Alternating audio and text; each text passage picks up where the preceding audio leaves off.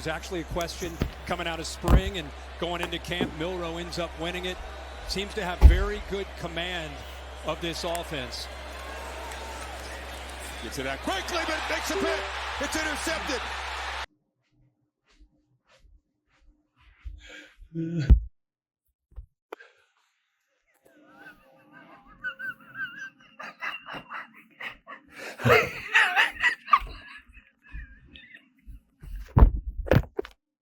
He'll roll.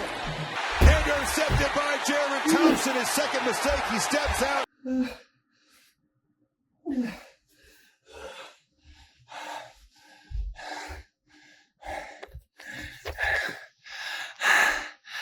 Okay. I'll try. Come on, Lou. Come on, Lou.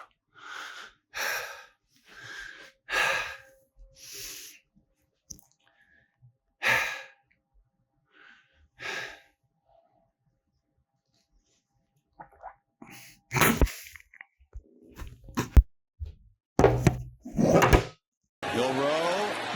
It's intercepted. He'll roll. It's intercepted. He'll roll. It's intercepted. He'll roll. It's intercepted. He'll roll. It's intercepted. He'll roll. It's intercepted. He'll roll. It's intercepted. He'll roll. It's intercepted.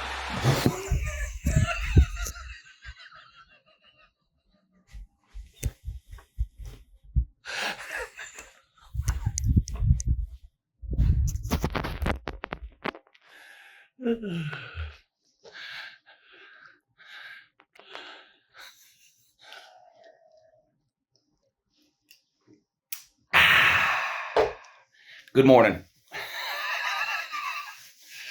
It's Uncle Lou here. Yeah, that's right. It's me, Uncle Lou, live on LouTube for you on a Sunday during the college football season, and that can only mean one thing. It's time for the only college football recap show that actually matters.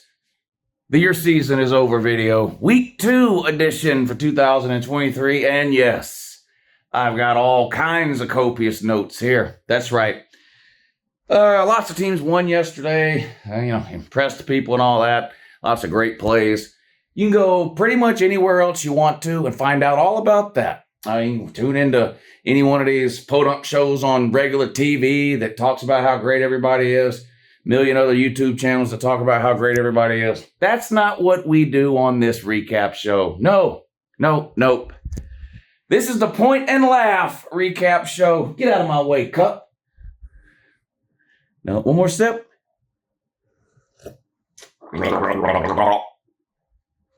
Okay. Point and laugh time.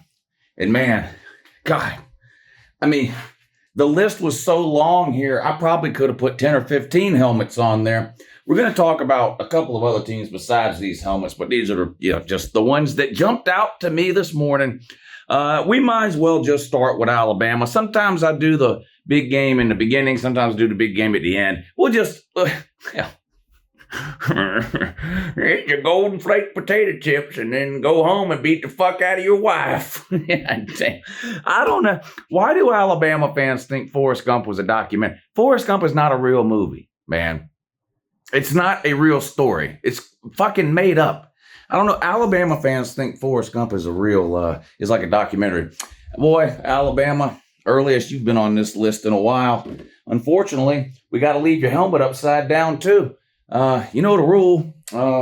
We'll do an update on the only upside down helmets left were Alabama and Florida, and they're both staying upside down for another week for different reasons. Alabama lost, so they're staying upside down.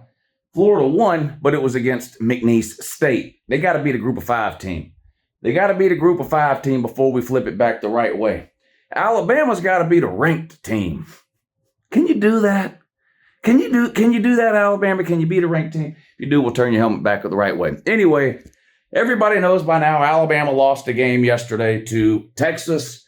And while that's funny in and of itself, the real funny part about Alabama losing is the fact that everyone on planet Earth was right about Alabama except Alabama fans. The land of delusion they live in knows no boundaries. But they did lose 34-24 to Texas. And here's the thing. Anybody with a brain had a list of questions about Alabama heading into the season. Bama fans didn't want to hear it. You lose Bryce Young, arguably the most purely talented quarterback you've ever had. Now, he didn't win shit, but he won a Heisman Trophy. I'm talking about team-wise. He didn't win nothing. But you lose him. You lose Will Anderson. You lose your best offensive playmaker from last year, Jahmyr Gibbs. And what do you return? Well, you return a group of wide receivers that led the SEC and dropped passes. You return a large part of a defense that wasn't very good last year and gave up 52 points to Tennessee. You return a roster that was undisciplined and led the SEC in penalties. And people looked at all of that this offseason and went, how is Alabama going to be the same team? How are they going to be better by losing Bryce Young and playing Jalen Mildew? We saw Mildew play last year. We knew what he was. And that's what he is. And the Alabama fans that spent, especially the last week, lying, but really back to the offseason. And the whole thing has been kind of weird with Alabama fans because when he played last year, Alabama fans said he was terrible. He sucked. He'll never start a game for Bama next year, blah, blah, blah. Well, after spring practice came and went, and it turned out that all their quarterbacks were terrible. Because you got to remember, back before the spring game, they thought Ty Simpson was the savior. We ain't worried about how bad Jalen Mildew is. Woo, he ain't starting anyway. Ty Simpson is. Well, then the spring practice and the spring game comes and goes, and they're both horrendous. So Nick Saban goes out and gets Tyler Buckner out of the portal. All of a sudden, he's supposed to save the day. He comes in. Turns out he's not any good either. So Alabama's stuck with a roster full of terrible quarterbacks. They decide they're going to play Jalen Milroe. And you start hearing this sort of argument develop from Alabama fans over the last month or two of the offseason leading up to the start of the season. Murder ball. Alabama's turning back the clock. Murder ball. Best offensive line in the country. They're going to line up and run it down people's throats. They're going to push people around. Yeah, Jalen Mildew will start. Yeah, he can't throw the ball. He won't need to. He can run the ball. Alabama's going to have the best running team on the planet. This is going to be the best defense you've seen since Kirby Smart was there when they actually knew what the fuck they were doing defensively. Alabama's going back to old school. Saban has seen the writing on the wall. Saban, Saban, Saban. Kevin Steele, Kevin Steele, Kevin Steele. Tommy Rees. Boy, we laughed at y'all so hard about the Tommy Rees thing. Well, here we go. The season starts. You play a terrible Middle Tennessee State team. All Jalen Mildew had to do was come out against Middle Tennessee State and not fall on his face 1,000 times, and the Alabama fans were going to clap and say, yeah, hey, see, we told you. It's Middle Tennessee State. He lined up against Texas, and guess what? Turns out he doesn't know what the fuck he's doing. Threw 2 interceptions, two just horribly bad interceptions. The second one in particular, Stevie Wonder saw that guy sitting there for Texas, so he threw it right to him. Did not play well. I told Alabama fans after last week when they were running their mouth, Jalen Mildew was the leading rusher for Alabama last week, and I said, this ain't going to work, murder ball. The most yards rushing one of their running backs had last week was 39 yards. They told me to shut the hell up. That wasn't the normal rotation of running backs, that they were just running people in and out. Well, they were right. There was a running back that had more than 39 yards yesterday. He had 44. Chase McClellan had 44 yards rushing yesterday. Jalen Mildew also had 44. So Jalen Mildew was the leading rusher yet again with 44 yards. Alabama couldn't run the ball. It had 100 yards rushing. 100 yards rushing, can't throw the ball, can't run the ball, can't play defense. Every time you turned around, Quinn Ewers was completing a 30-yard pass to who? A.D. Mitchell. The 2 best players on the field yesterday, A.D. Mitchell and Jermaine Burton, both Georgia castaways. Wow, Texas' best wide receiver turns out is A.D. Mitchell and Bama. How many touchdown passes did Jermaine Burton have? Did they have 4 touchdowns between the 2 of them or whatever it was? I don't know. But Jesus Christ, Alabama, y'all have got so many problems and issues. Y'all season is over. Not in the your season is over way, like obviously that because you lost. Y'all aren't making the playoffs again. Again, you're not making the playoffs. How many revenge tours in a row is this now? 2022? Last year was the revenge tour. You didn't even make the playoffs. Now you're revenging the revenge tour, not making the playoffs. We still make the playoffs with 1 loss. Woo. You're not winning 10 straight games. I'm sorry. That team I saw play yesterday ain't winning 10 straight games. Stop it. Just stop. They're not winning. You got to win 10 straight. That ain't happening. So you'll catch a second loss. I don't really care whether it's next week, a month from now, Iron Bowl, or anywhere in between. You'll catch a second loss. You're not making the playoffs yet again. Congratulations. You're fucking horrible. You're fucking horrible. Anything else worth mentioning? Mildew, 15 carries, 44 yards, 2 touchdowns, and 2 interceptions. And guess what his completion percentage was? 50%. Whee! 14 of 27, just over 50%. How much? Murder ball. You ready? Best offensive line in the country. Amazing stable of running backs, plus Jalen Mildew running the ball. Bama, 3 yards per carry. 3 yards. 3 yards per carry. Take. Boy, y'all are down bad. Y'all are down bad. And the thing is, Alabama fans don't handle losses well. They just don't. But look, boy, y'all lied to me. You lied to me. You lied to yourself. You lied to anybody that would listen. You lied so much you started to believe your own lies. You actually thought Alabama was going to be good. You lied so much. You convinced your own self that your own lie was true. God almighty, that's bad. How many sacks did Alabama's vaunted defense have yesterday on Quinn Ewers? 3? No. Did they have at least 1? No, 0 sacks. Meanwhile, Mildew got sacked every time he turned around. How many times he gets sacked? 3, 4, 5 times, whatever it was. Bad. Quinn Ewers was 1-4 against ranked teams. Goes into Alabama and humiliates them. Sad. Nick Saban's first ever home loss by double digits.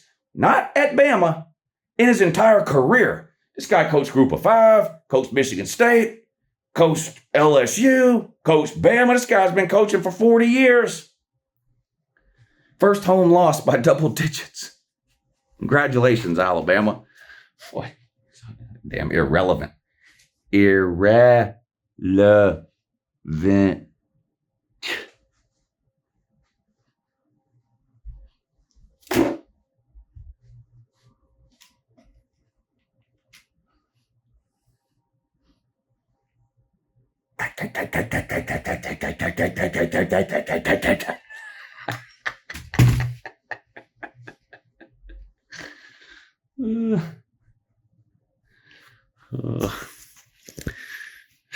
That backup running back, what's his name?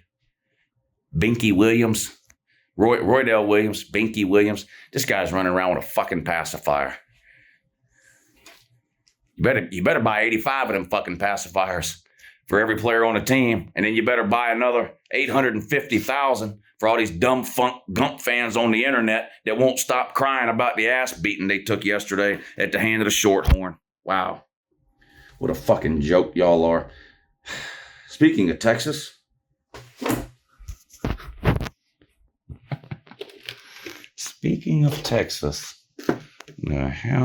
how in the hell you lost to Miami, Texas A&M? You lost to Miami in front of 11 people, or however many people were at that game. How Miami didn't sell out that home? Miami should join the Pac-12. I know the Pac-12 is going away, but like attendance-wise, that's what Miami is. They're a Pac-12 team. They don't even have their own stadium. They rent one out from the Dolphins. It's 30 miles away from campus. The players have to Uber there. Let's not make fun of Miami. They won the game. Let's make fun of Texas A&M. My bad. Shout out to the Miami Ducks. Yeah. Shout out to the Miami Ducks. Big win.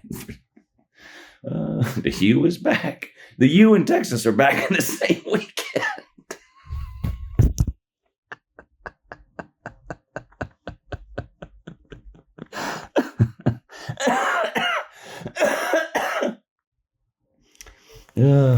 Ed Reed, 5 rings, woo. Ed Reed, 5 rings. ESPN did a 30 for 30 on us 15 years ago. Yeah, I know. Miami's back every time they beat a ranked team. Then they finish 8-4 or 7-5, and they're looking around going, I don't know what happened. Yeah, I don't know either. Speaking of 4 and 5 losses a year, this is a bad loss for Texas A&M. That's not a shot at Miami. I don't mean it that way. Look, Miami might be a pretty good team. I might have been a year early on Miami. Remember last year? I was in love with Mario Cristobal. I picked Miami to go 10-2 last year. They came out and shit the bed every other game. Win 5 or 6 games, whatever it was. I might have been a year early on them. Miami might be a pretty good team. And also, thoughts with Cameron Kinchins, is that his name? I'm sorry if I'm saying that wrong. All-American safety for Miami. A really scary-looking injury at the end of that game where they had to bring the card out. He's motionless on the field. It appeared to be some sort of head, neck, or back injury.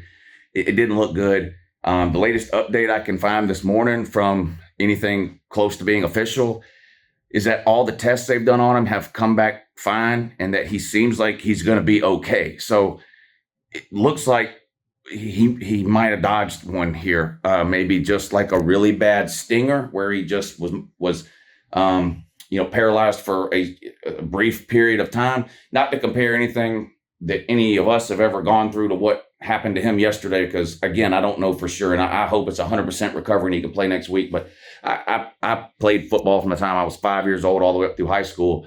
And if you've played, you've probably had a stinger before. And depending on the severity of the stinger, you can lose feeling and even movement whether it's for a few seconds or, a few minutes. I don't know. I'm just hoping for the best. I'm just kind of hoping that's the thing, that it was just a really bad stinger. So the momentary loss of feeling or paralysis was a little more than momentary, but still, hopefully, maybe just a stinger. Maybe by the time this video has come out this afternoon, we'll know more information. I don't really want to say more about it until we do know more information. But like I said, the news I was able to find this morning was mostly positive. So, I know we do a lot of trash talking and stuff on this channel, and a lot of times we forget that these are actual human beings out here literally putting their life on the line in some cases. I mean, people have died playing this game. So let's hope he's okay. But you know who's not okay? Texas A&M.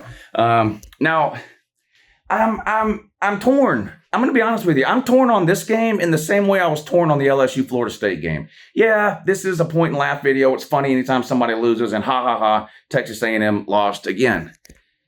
But did they really look bad?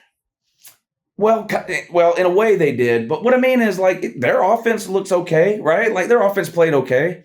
The defense didn't play great, but offense played okay. It doesn't appear to be a thing where, like, Texas A&M's just imploding like last year. Like, I think we at least have to consider the possibility that Texas A&M ran into a pretty good team yesterday. The same way that I feel that LSU ran into a really good team when they played Florida State, right? Do you think LSU's going 5-7 because they lost to Florida State? Like, I don't. And I don't feel like Texas A&M's going 5-7 either, but they did lose. And here's the deal. I said before the game yesterday, I feel like if Texas A&M loses this game, that's it for Jimbo Fisher. Not that he would be fired yesterday, but I feel like if Texas A&M can't beat Miami, they probably got 4 or 5 more losses on their schedule in conference play. And if Jimbo's sitting there at the end of the year with 6 or 7 losses, I think they're going to fire him. I still think that's true. If they're sitting there at the end of the year with 6 or 7 losses, I still think they will fire Jimbo Fisher. However, I think I might have been wrong in my pregame assessment in terms of how the game played out. I don't know that Texas A&M is going to lose 6 or 7 games just because they lost to Miami, especially if you look at kind of the way the SEC is unfolding this year. It appears to be a pretty bad or down year overall for the SEC. I mean, Alabama has already lost to Texas. LSU has already lost to Florida State. South Carolina got blown out by North Carolina. Vandy lost to Wake Forest. I know I'm leaving some out, but you know the list. Like, the SEC has not performed well in these Power 5 matchups. They got a couple of wins yesterday. We'll go over it in a little bit. But anyway, so now I'm kind of torn on the Texas A&M thing. Like, does losing to Miami mean they're so bad they're going to lose 5 or 6 more games like I thought before the game was played? Or is what I saw with my own eyes on the TV yesterday maybe more true, and that Texas A&M is a pretty good team? The fact of the matter is Miami's just better, right? Like, I think that's a possibility. And I think the Jimbo Fisher, Bobby Petrino kind of engagement, or whatever you want to call it, relationship, I think it appears to be going well. Like, when I watch Texas A&M play this year, they are miles ahead of anything I saw from them last year offensively. And I don't know who else you would possibly credit for that other than Bobby Petrino. It's clearly not Jimbo Fisher that would get the credit, right? I think their defense has regressed a little, but overall, I feel like Texas A&M might still be a good team. Now, it's still fun to point and laugh at them. They're fucking insane, the Texas A&M. It's like a cult. They all dress the same in the G.I. Joe uniforms that are 2 sizes too small with crew cuts and twirling wooden guns, and the stupid fucking male cheerleaders with their pow, pow, pow, pow, pow, pow, pow. Like, I mean, I don't know what they're doing. I really, they're out there with, like, what are those things called? Like the Orbitz guns or whatever, the little soft marble things you shoot. I don't know what they're doing. They don't know what they're doing. So, like, there's still plenty of reason to point and laugh at Texas A&M. I mean, 1939 was a long time ago, and they're not, yet again, they're going to make it through a season where they don't even win their own division, probably. But still, like, I think I was wrong. I think my thoughts about what the loser of that game would face the rest of the season, I think I was wrong in that assessment. Yes, Texas A&M lost. Yeah, they're probably still going to lose more games. I don't think they're going 11-1 either. That's not what I'm saying. But I kind of thought, okay, if Texas A&M can't beat Miami, they might go 6-6 or 5-7. After watching the game yesterday, I don't feel that way anymore. I hope the point I'm trying to make comes across. They still lost. And really, it could have been worse, right? Had it not been for like the first 10 minutes of that game, Texas A&M wouldn't have even been in the game at the end with a chance to tie it up, which they were. The game was actually a little bit closer at the end than if you just looked at the final score. Miami basically was up by 11 for the majority of the fourth quarter, right? Texas A&M scored. They would get it within 1 score, but then Miami would score again and go back to 11. So it was that kind of thing. And then Texas A&M gets down to basically the goal line there, where if they score and get a 2-point conversion, they'd be within 3. But instead they turned it over. It was just a mess. But the first 10 minutes of that game, Miami basically shot themselves in the foot with a couple of special teams mistakes that gifted Texas A&M their first couple of scores. Really, outside of that, Texas A&M or Miami's defense held that offense in check. So I don't know. Maybe Texas A&M's offense isn't as far along as I'm kind of giving it credit for. I don't know. I guess the point is I'm kind of on the fence about Texas A&M. But look, anytime you lose to Miami at Miami in front of 13 or 14 people, whatever it was that were there, that's hilarious. Shout out to everybody that did go to the Miami game yesterday, though. You now are the proud owner of a free ticket to the Miami versus Georgia Tech game. That's right. If you bought a ticket to yesterday's Miami versus Texas A&M game, they literally gave you a free ticket to the Miami Georgia Tech game because they couldn't sell tickets for either one of those games. Pitiful. Pitiful. Man.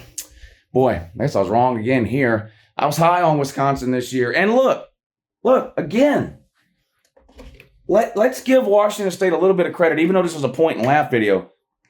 First of all, Washington State's not a bad team. Second of all, you tell me, what's the best conference in the country?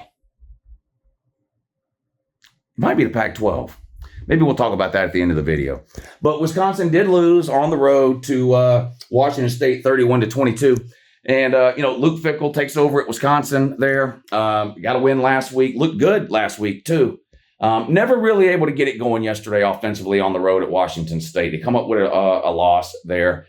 Of course, they play Ohio State coming up in a couple of weeks. We'll talk about Ohio State in a minute.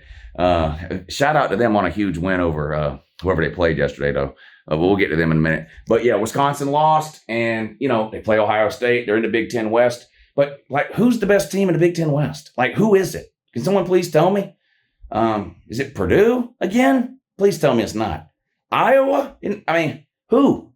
It damn sure ain't Nebraska. My God. Nebraska's got the worst quarterback in the Power 5. They do. I don't even think I put them on. I don't even think they're on here. Well, they're on here. I just didn't take their helmet down because I took their helmet down last week. I took their helmet down last week for the year season is over, so I didn't do it today. But Nebraska might have the worst quarterback in the Power 5 at Jeff Sims. Where'd he come from? Georgia Tech. Look, don't get people from Georgia Tech. Jameer Gibbs is a Bigfoot riding a unicorn. The likelihood of you getting a player from Georgia Tech in the transfer portal and then end up being good is like less than 1% Don't do it, especially quarterback Jeff Sims. This guy, my God, he's terrible. Anyway, so Wisconsin, I think, can still have a good year because they play in the Big Ten West. There's no dominant team there. Nebraska's terrible. Iowa or Purdue might be the best that the league has to offer. Illinois, we weren't sure how they were going to do after they impressed some people last year. They got blown out this week. No, well, not blown out, but they got beat by Kansas. So the point is the Big Ten West is still kind of wide open, and I think Wisconsin's got just as good a chance of winning the Big Ten West as anybody else, even after they lost on the road yesterday to Washington State. Do you disagree? You tell me in the comment. Type down below right now, who do you think's winning the Big Ten West? Just type the team out that you think's winning the Big Ten. I'm curious. I'm honestly curious. Wisconsin lost. Tulane lost. You know, there's been a couple of times. Golly, top shelf. Lou needs to be taller. I wish I was a little bit taller. I wish I was a baller. I am a baller. I am a baller. I'm a fucking beast. I mean, look at this. I mean, come on. Look. I'm a fucking beast.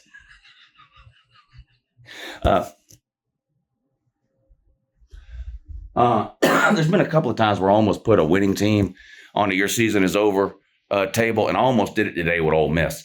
Ole Miss did not impress me yesterday against Tulane. And it's not because Ole Miss barely beat them and Tulane's a terrible team. No, Tulane's a good team, but Ole Miss is supposed to be good too. Final score of this game, 37-20. Ole Miss beats Tulane. But here's the thing. Ole Miss could not run the ball in this game to save their life. Any game Ole Miss won last year was for one reason and one reason only, their ability to run the ball. They couldn't complete a forward pass and their defense wasn't all that good. But they beat people up on the ground last year behind, with Zach Evans and Quinshon Judkins. If Judkins is back, I expect them to be really good at running the ball again. Maybe they will be. Maybe Tulane's defense is just that good. I mean, we saw what Tulane did to Southern Cal in a bowl game last year, beat the bejesus out of them in a New Year's Six game. So Tulane's no pushover. But the thing is, the best player Tulane's got is that quarterback. If you watched that New Year's Six game against Southern Cal, he won that game for them. That quarterback, that Michael Pratt, whatever his name is, he didn't play yesterday. Injured, couldn't go, didn't play. So Tulane's on a backup quarterback and gave Ole Miss all they wanted. I mean, this was a close game into the second half here.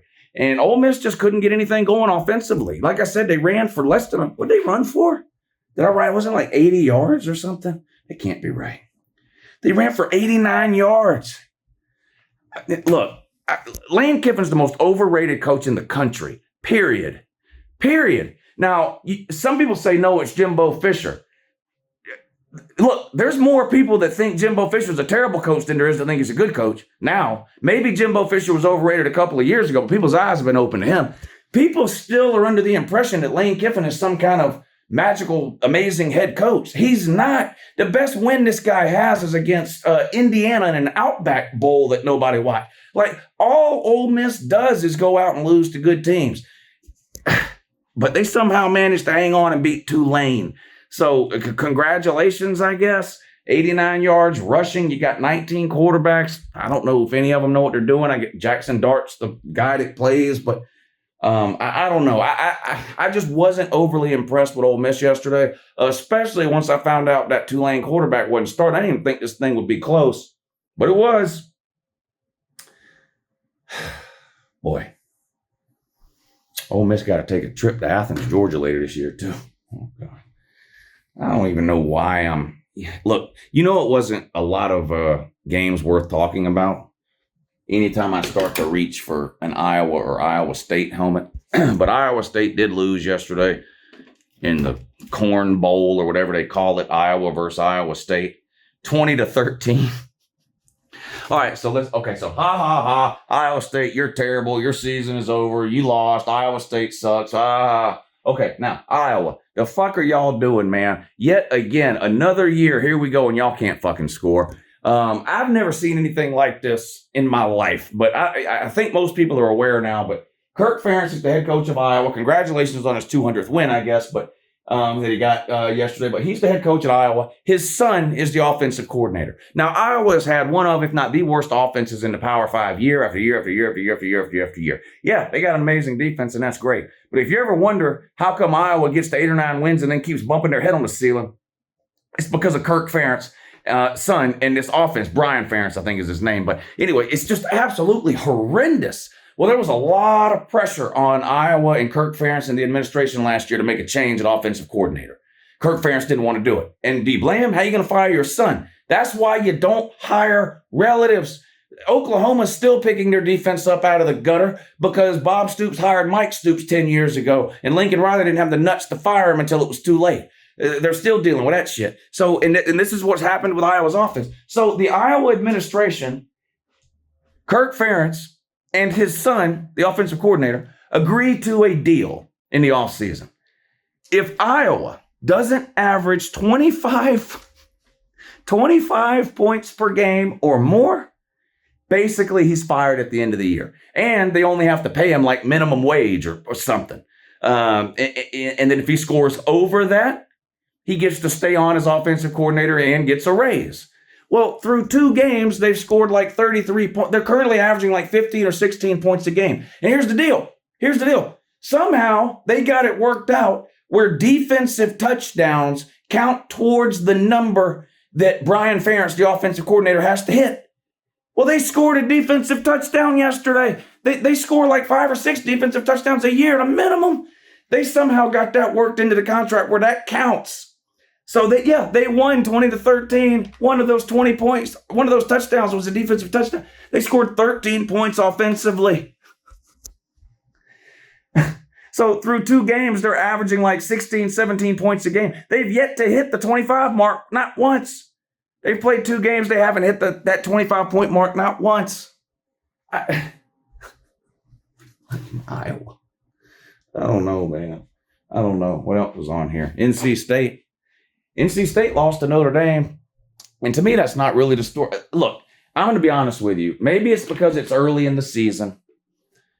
Maybe it's because, I don't know, maybe this is just maybe if I go back and think about other seasons or go back and watch some of your season as over videos from other seasons, maybe it's been like this in the past and I just don't necessarily remember it or recall it. But it seems like yesterday was more about finding out like teams that we thought were good, were, as opposed to laughing at teams we thought were good but lost. Now, yeah, the Alabama thing, look, it's funny every time Alabama loses, no question about it. And Texas A&M and Miami was a great game, not taking away from that part of it. But like NC State losing to me is more about, okay, Notre Dame's beat the first 2 opponents they've played 150-10, basically. But it was Navy and Tennessee State, a service academy and an FCS team. So we know they're good. How good are they? Well, NC State's not a world beater, but they're Power 5 competition, and it's a true road game. So maybe, will we find out more about Notre Dame? Well, we found out more about Notre Dame. What we found out is that they're good, and that Sam Hartman is the real deal. And he looks unbelievable at quarterback at Notre Dame. They've got some wide receivers that maybe, I think Sam Hartman gets a lot of the credit, but the wide receivers are playing better now that they've got a legitimate quarterback. Estime is a beast on the ground, but Notre Dame absolutely rolled yesterday, 45-24. Sam Hartman, 4 touchdowns, no interceptions. The guy's way over 1,000 yards 3 games into the season, a ton of touchdown passes already. Estime, another 134 yards on the ground yesterday with 2 touchdowns. And their defense is playing pretty good. Yesterday was the worst their defense has played. But look, I'm going to tell you right now. Yeah, as a Georgia fan, I love defense, and we hold a lot of people under 20 points. But so y'all gave up 24, or Notre Dame gave up 24. I'm going to tell you right now, I firmly believe that any defense that gives up 24 points, or in other words, if you give up 24 points, you should win 100% of your games. You should score more than 24. That's my opinion. So I don't think it's bad that Notre Dame's defense gave up 24 to NC State. I don't. Does Notre Dame have the best defense in the country? No, but you don't have to have the best defense in the country to be really, really good, even to potentially make the playoffs. I mean, only one team can have the best defense in the country. So these people are, if NC State played such and such, there's no way such and such would give up 24 points. Okay, but would they score 45? I don't, it depends on the team. So point is, I'm not here to crown Notre Dame national champions. You already know I don't think that's happening. I don't even know if they'll make the playoffs. But right now, through 2 weeks of the season, which is 3 games for Notre Dame, they appear pretty fucking good. And if you just haven't watched them, or you're just saying, well, it's Notre Dame, they don't play nobody, you're wrong and you're wrong. On both counts, you're wrong. And if you're just one of these people that says, well, Notre Dame always finds a way to blow it, well, then that we don't know. Maybe. They got to play Clemson. They got to play Southern Cal. A couple of, maybe 1 or 2 other ACC teams that possibly could trip them up. But Notre Dame's going to be difficult for anybody to beat the way they're playing right now. I'm just here to tell you that.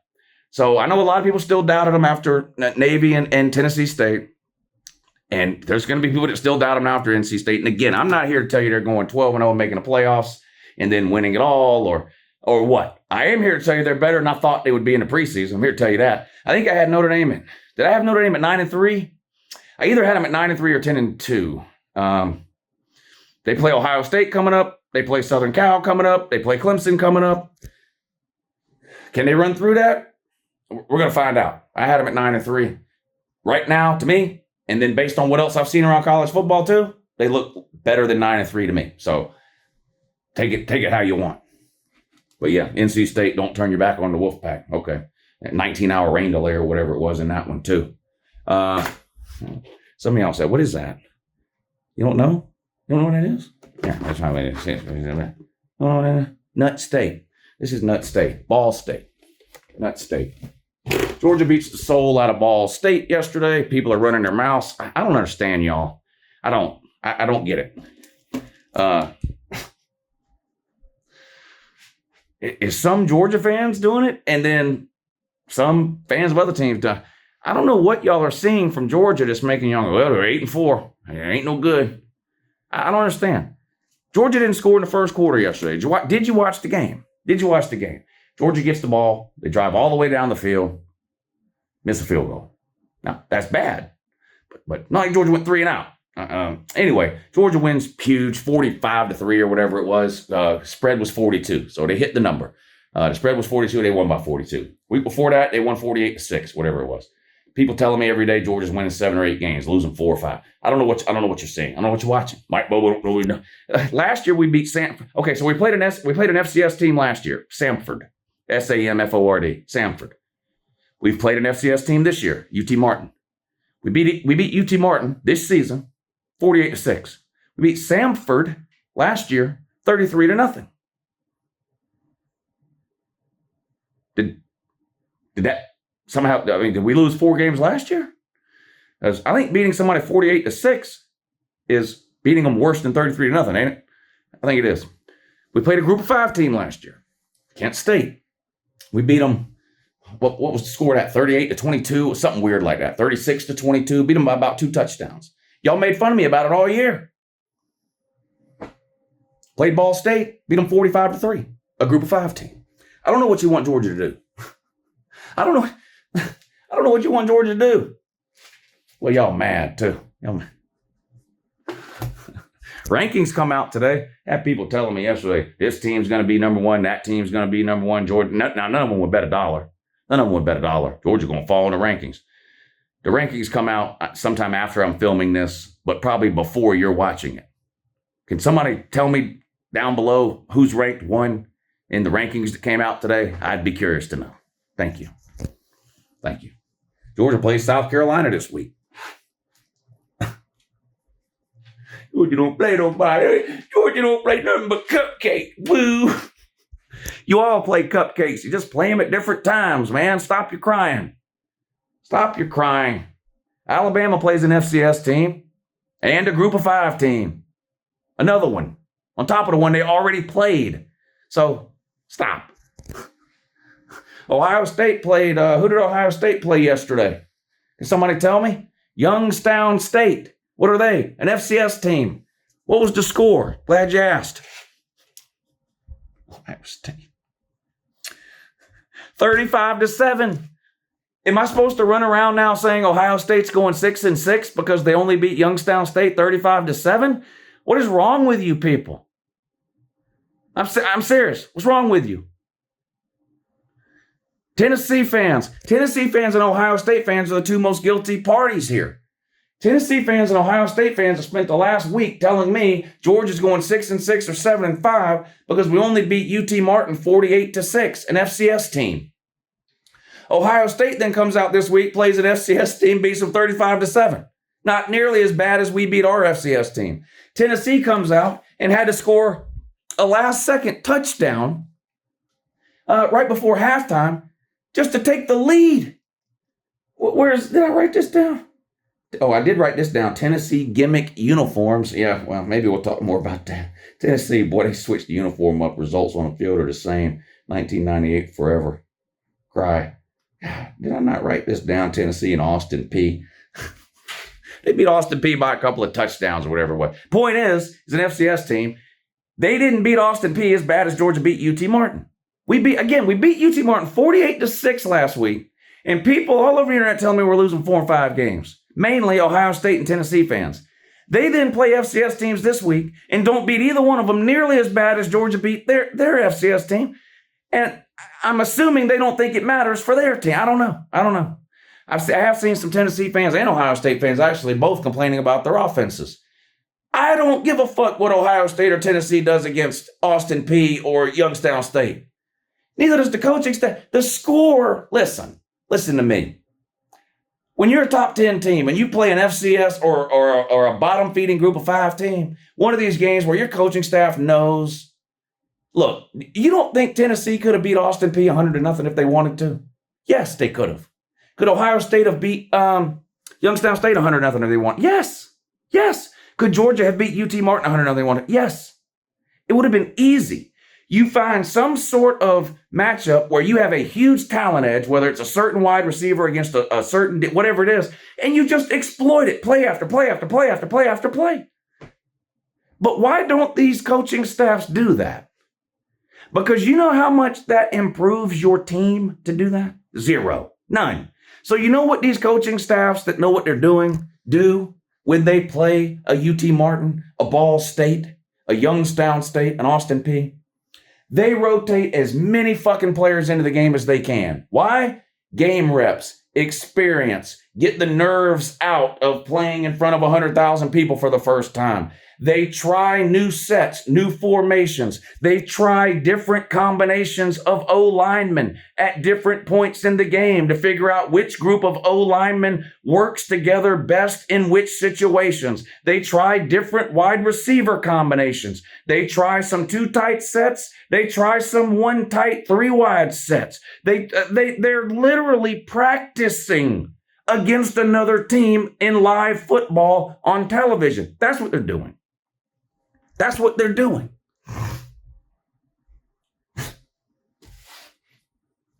Dumb.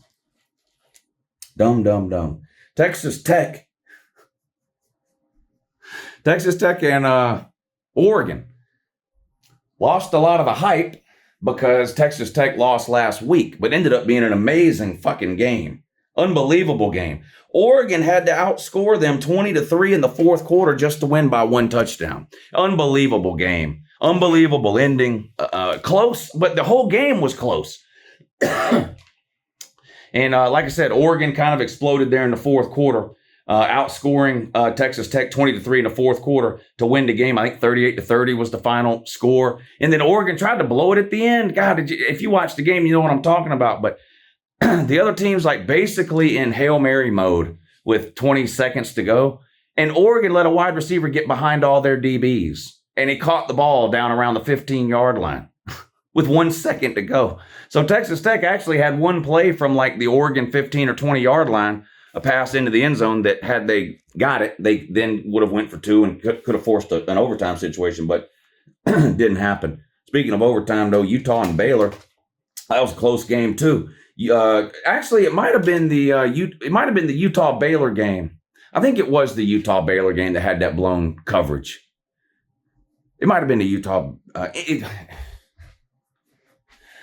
Look, I do the best I can. Okay, but you got 3 games on up here. Then there's always another couple of games on down here on the computer monitors. Plus, I'm reading the live stream chat. So I may be getting that wrong about the Utah Baylor and the Oregon Texas Tech thing. I'm sure y'all are already laughing at me in the comment section if I got it wrong. But anyway, let's just move on. I shouldn't even have brought that up. But Utah comes back to beat Baylor. Too. Again, a situation where they had to outscore them in the 4th quarter. Utah outscored them 14-0 in the 4th quarter. So Utah and Oregon, 2 undefeated teams, ranked in the top 15, back from the Pac-12, playing on the road against Big 12 teams who had both had embarrassing losses the week before. Most people expected Oregon and Utah to go in there and handle their business, and they did get the win. But both games were 1-possession games that came down to the end and a lot closer than I think a lot of people thought they would have been for either Utah or Oregon. But like good teams do, they found a way to win instead of finding a way to lose. So, you know, if both of these teams a month from now are 4-0, 5-0, 6-0, whatever, then people will have forgotten about these close call games here. But yeah, they did hang on and win. So let's see. Talked about, Virginia. Boy, the ACC is down something serious per normal. Clemson can't get out of their own way. Clemson was what?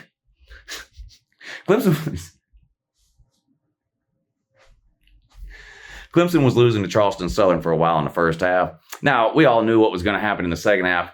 It was just, it was particularly funny because of the way Clemson had performed a week before against Duke in a 28-7 blowout loss, right?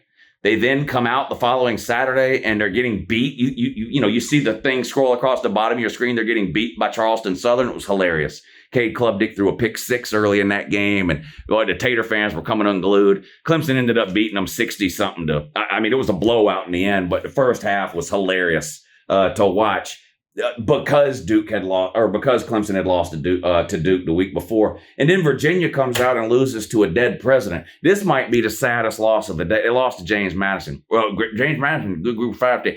James Madison has been a Group of 5 team for 2 years. They were 3 years ago. James Madison was in the FCS. They became a Group of 5 team like yesterday. They became a Group of 5 team like on Thursday. Showed up in Virginia on Saturday and damn near beat them. In fact, they did beat them 36-35. The ACC's down bad. Clemson's in the toilet, circling the drain. What's the best hope for the ACC? Miami? Come on. Look, Miami, I'm happy for y'all's win. I really am. I'm serious. Y'all are better than a lot of people thought you would be, okay? Y'all ain't nowhere near no national title team. Come on, Miami, man. I know y'all are. I know there's a few of y'all watching. Please tell me the Miami fans don't think they're a national title team this year. Come on, man. No. And it might be the best ACC. Boy, the ACC down bad. The ACC is down something serious.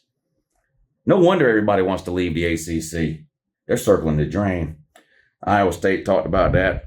Vandy lost to Wake Forest, continuing the SEC's worst start to a season, really, that I can remember. All joking aside about the ACC.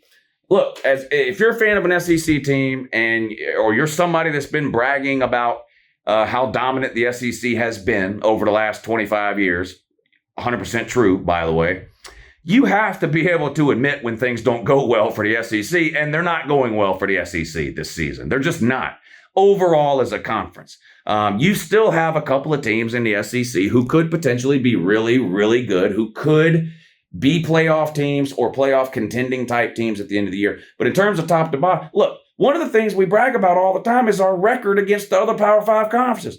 Well, you can't come out and have losing records against the Power 5 in the first 2 weeks of the season and then act like that doesn't matter. Of course it matters. The SEC has not looked good in Power 5 matchups early in the season. Here's another one here. Vandy loses to Wake Forest. It's Vandy, woo. It's Wake Forest, though. I mean, who else from the ACC do you want to match up Vandy with if you're trying to do like a conference versus conference deal? Vandy lost. Still stuck at 2 wins. Not good. I need Vandy to get 4 wins.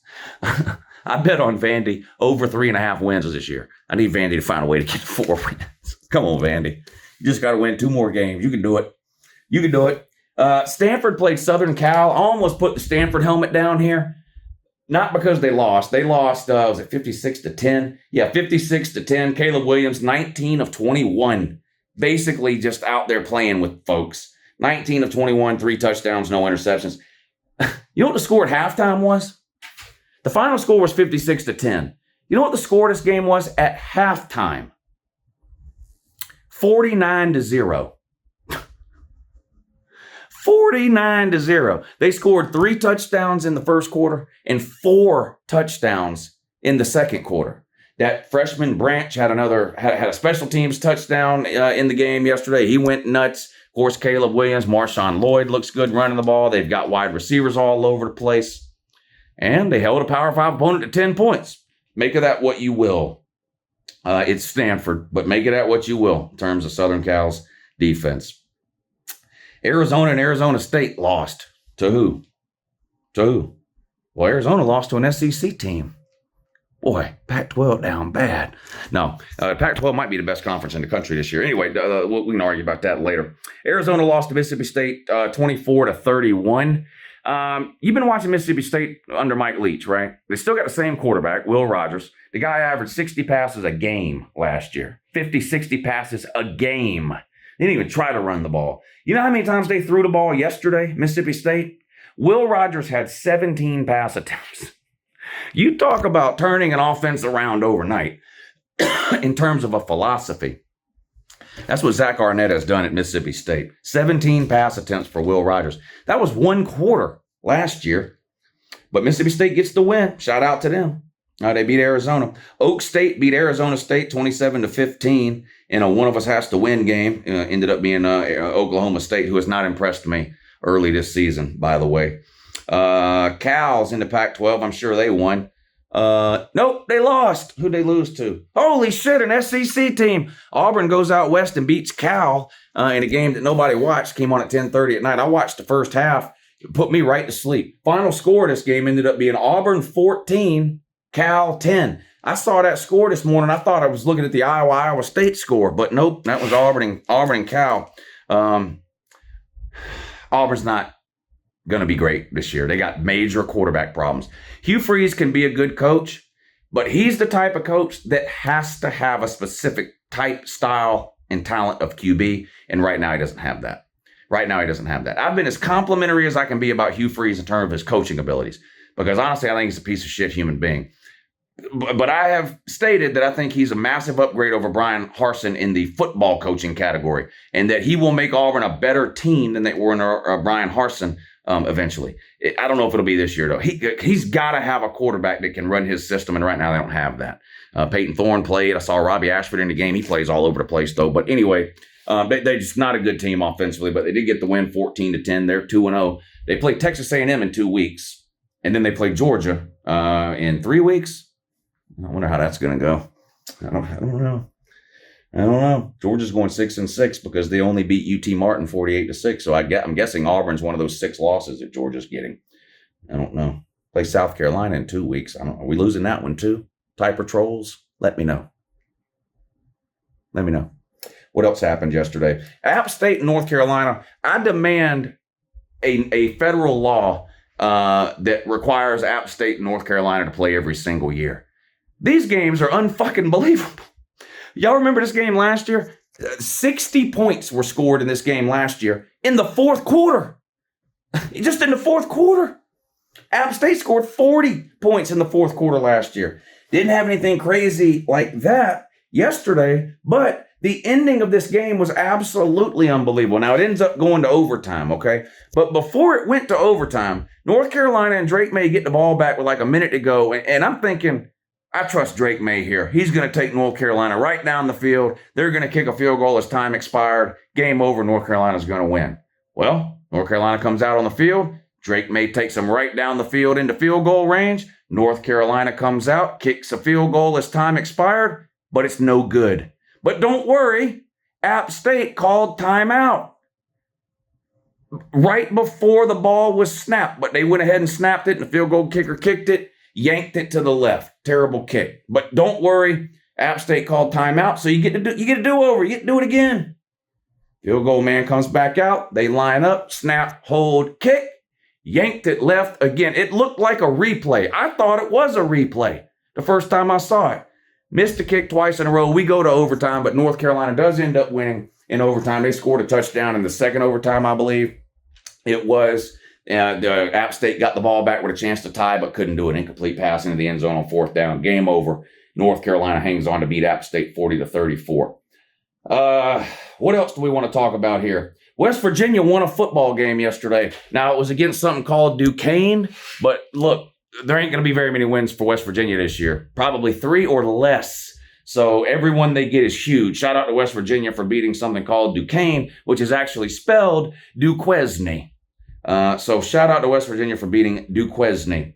Auburn and Mississippi State looked bad in wins against Cal and Arizona. I didn't think they looked good. The upside down helmets, talked about that already. Florida staying upside down until they beat a Power 5 team. Alabama staying upside down until they beat a ranked team. Those are the rules. I don't make them. I just enforce them. Actually, I do make them. Actually, the comment section makes them, to be honest with you. Any helmet I've ever flipped over or flipped upside down has been a recommendation from the comment section, usually from the team involved. So, so usually an Alabama fan says, Lou, flip that thing over, we don't look good, or flip that Florida thing over, we don't look whatever. So don't blame, don't blame the Wang. Don't blame me. Can't blame the Wang. Yeah. I don't think any of y'all know what that means, but I know, so I'll just leave it at that. Number 5 with a pacifier for Alabama. I'll go to my grave not understanding this shit. Binky Williams, Roydell Williams, whatever this average fucking running back is, below average actually. The other one, Jace McClellan, is, if you look up average running back, Jace McClellan will show up at your house and hand you a lemonade. Like he's the most average running back I've ever seen, Jace McClellan. His backup is less average than that. And what's his name is Roydell Williams. This guy's got a fucking pacifier in his mouth. I'll put the picture up again. I don't understand this shit. I don't know if he's got some type of NIL deal with Gerber or like a baby food company. I don't know what the fuck is going on.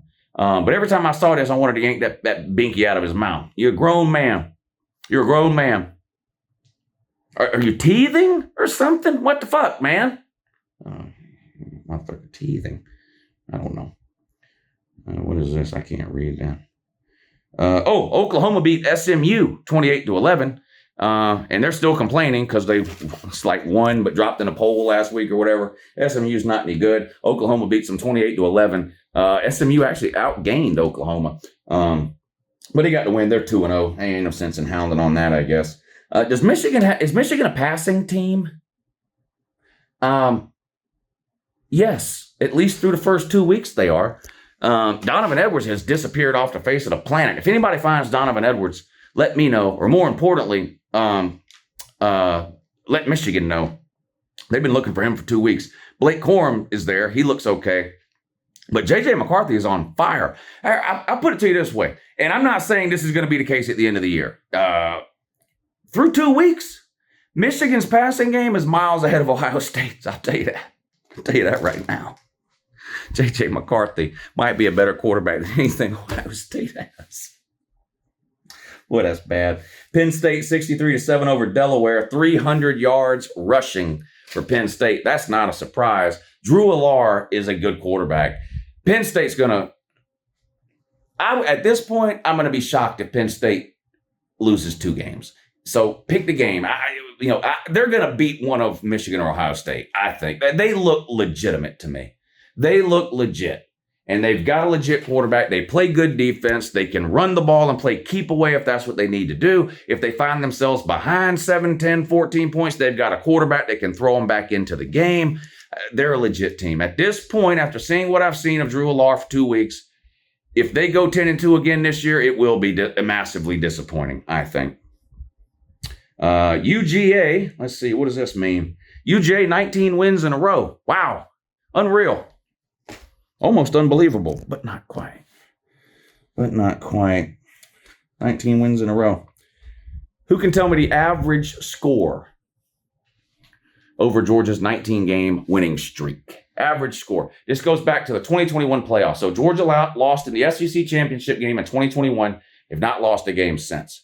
So they won 2 playoff games in 2021 to win the national title. They then won 12 regular season games, an SEC championship game, and 2 more playoff games last year and then 2 games this year for a total of 19 wins in a row. Those 19 wins have included wins over Michigan, Bama, Oregon, Tennessee, LSU, Ohio State, TCU. Half those wins are against ranked teams. We blew out a ranked Kentucky. We blew out a ranked Arkansas. What's the average score in Georgia's 19-game winning streak? Georgia, 41. Opponent, 13.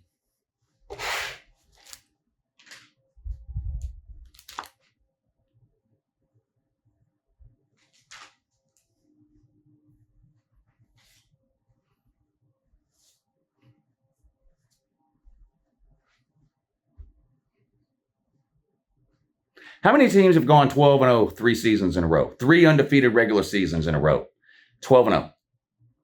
How many teams in the history of college football have gone 12-0 in the regular season 3 seasons in a row. None. Not a single one. Never been done, ever, in the history of history. Never been done. Georgia 12-0 in the regular season in 21, 12-0 in the regular season in 22. Currently undefeated in 23.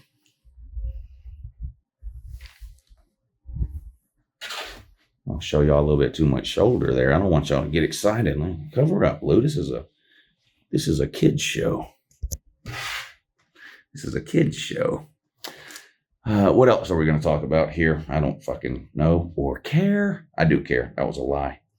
Tennessee's gimmick uniforms. Tennessee's got more uniforms at this point than Oregon does in the exact same trophy case. I don't know what's going on.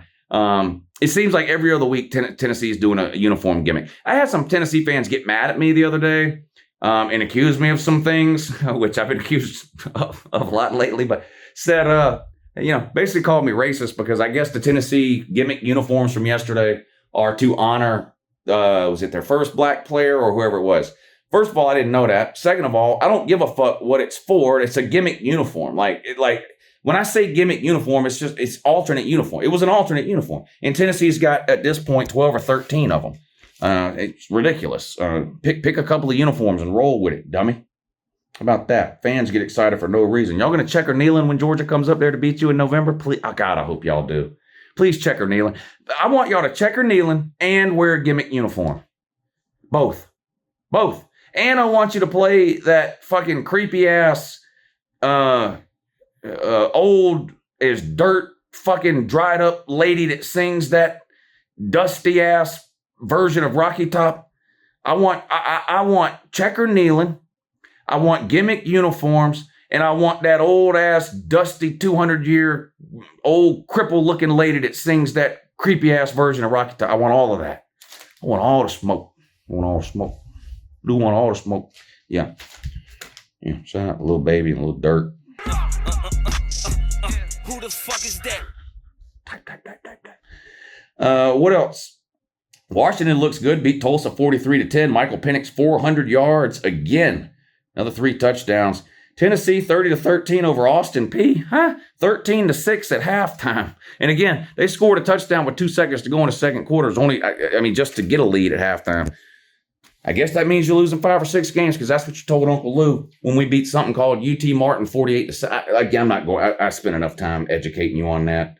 Kansas State beat Troy 42-13. Wow. Troy had the second longest winning streak in the country.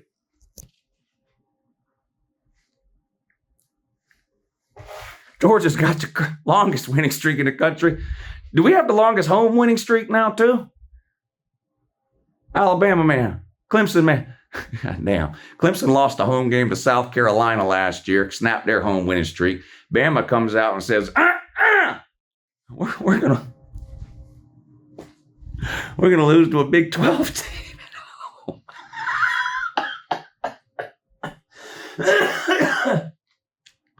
Oh, man. Cincinnati won again. 2-0. Beat Pitt 27-21. Where's all the people that told me Pitt was making the ACC title game? I'm not saying you're wrong. I'm just saying, if that's true, the ACC is down bad. Emory Jones had another bunch of touchdowns for Cincinnati. Florida fans sitting around going, wish we had somebody as good as Emory Jones. Y'all ran his ass off. You got Graham Mertz in there, the garbage can he is. Florida beat McNeese State yesterday. I think it means something. We saw you play Utah, man. You're not any good. Look, those problems you had weren't fixed. You just played McNeese State. Tennessee's coming to town this week, Florida, man. Look, Tennessee's beating Florida by 30. I don't even care which gimmick uniform Tennessee wears. It don't matter. Went out to Gainesville, beat Florida by 30. Shout out to my Tennessee friends. How y'all doing? I'm doing all right. Good. What else? I think Notre Dame's really good. I'm just leaving it at that. I'm not saying playoffs. I'm not saying national title. I'm just saying really good. I think Florida State's really good. I think Texas is good. The SEC sucks. They can't win a game against the Power 5. Blah, blah, blah. Type about it. Pac-12 best conference. Big 10 second best. You can figure it out after that. I don't know. 25 hours worth of rain delays yesterday. Boy, Florida wish a rain delay come next week. Tennessee comes down there and fucking rapes them. God almighty. All right, have a good one.